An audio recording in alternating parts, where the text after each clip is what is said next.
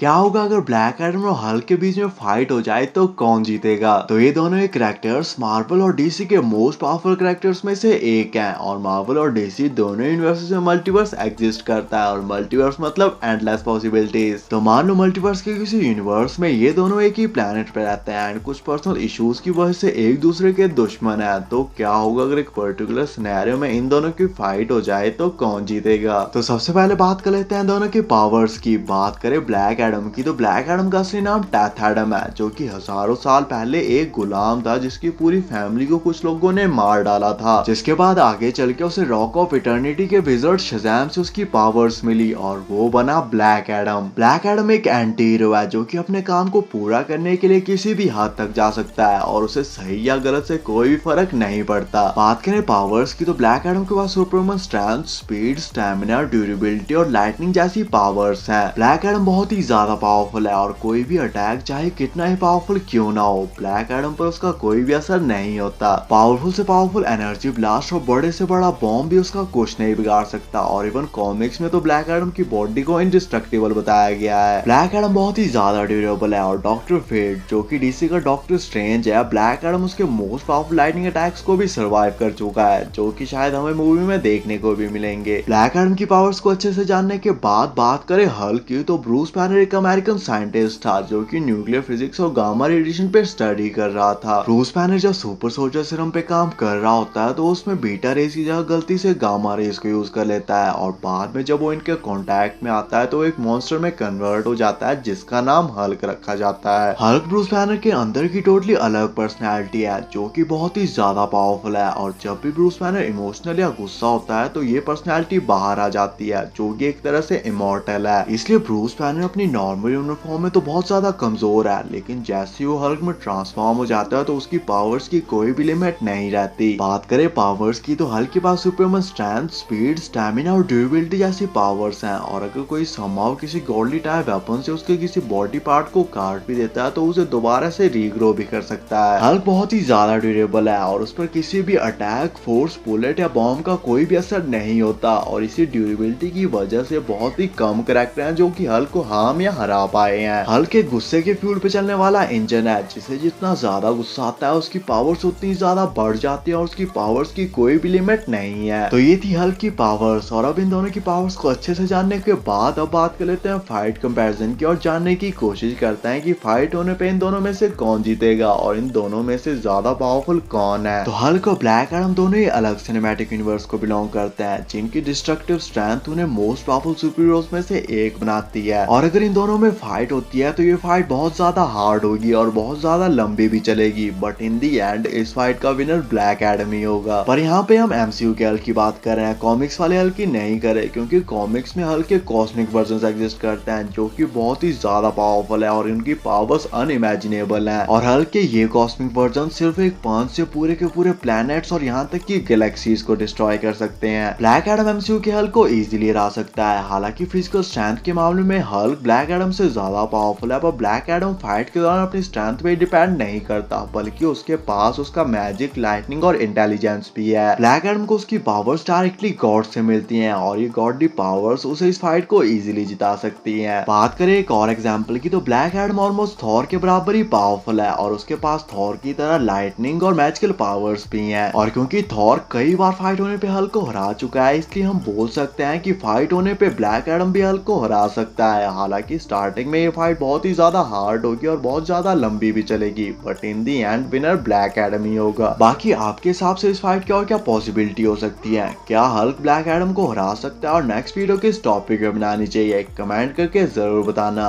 ऐसी amazing videos के लिए चैनल को सब्सक्राइब कर देना एंड थैंक्स फॉर वॉचिंग।